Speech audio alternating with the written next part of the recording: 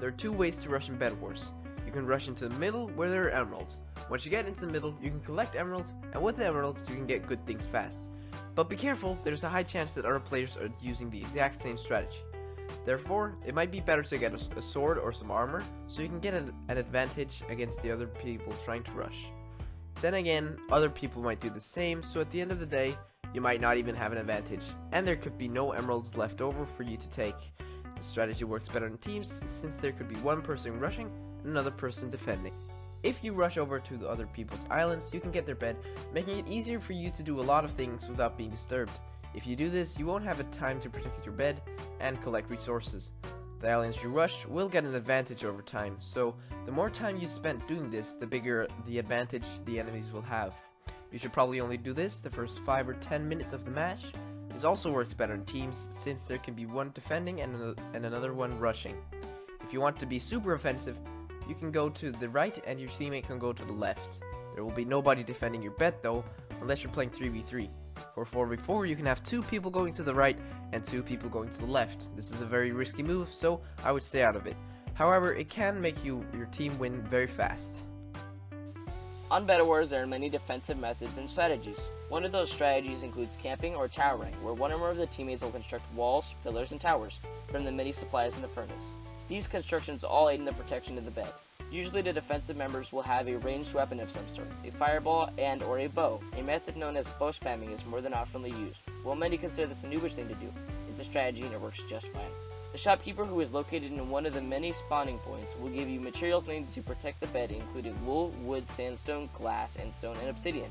It would take at least 8 to 10 of any block to surround the entire bed. While you are building, people may come to destroy your bed, of course. So in action to defend it greatly, you will make purchases using diamonds, a material obtained through diamond generators. You will use the material to buy team upgrades, such as It's a Trap, where any enemy that suspects ease will be harshly welcomed with blindness and slowness. Less likely than often, people sometimes purchase Mining Fatigue, where the upcoming enemy will be turned into a slug. They are not able to mine, defend, or fight back against your attacks, unless they have haste, of course.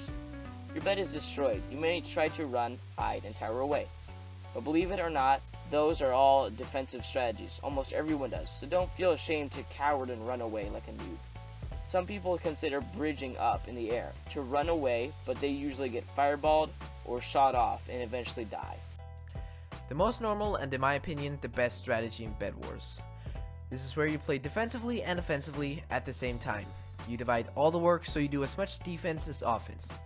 There are many more things to do than just defending and offending though, such as collecting resources, building bridges, structures, and fighting off foes.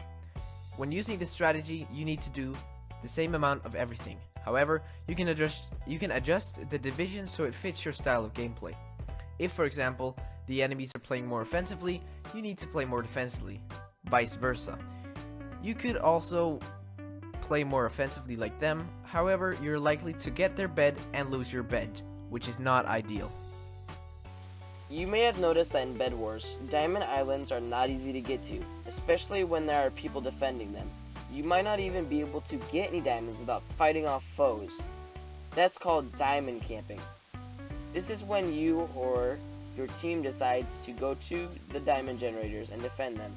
This is a very good strategy, since it means you will get tons of diamonds, which you can use to buy team upgrades. For example, you can buy sharpened swords to increase the damage of your sword, or you could buy reinforced armor to increase your armor. There are many more possibilities like upgrading the forge. As you can imagine, you can make it difficult for your neighbor islands to get diamonds. You will get up to 2 diamond generators, and your neighbors will only get 1. This is only if you can defend the island properly. This strategy works good in teams and solo, since you will be pretty close to your island at all times. You can check out iiicake's channel in the link down below. But anyways guys, I hope you all did enjoy this video. If you did, please be sure to leave a like and subscribe if you're new. And I guess I'll see you guys in the next video. Have a good one. Bye.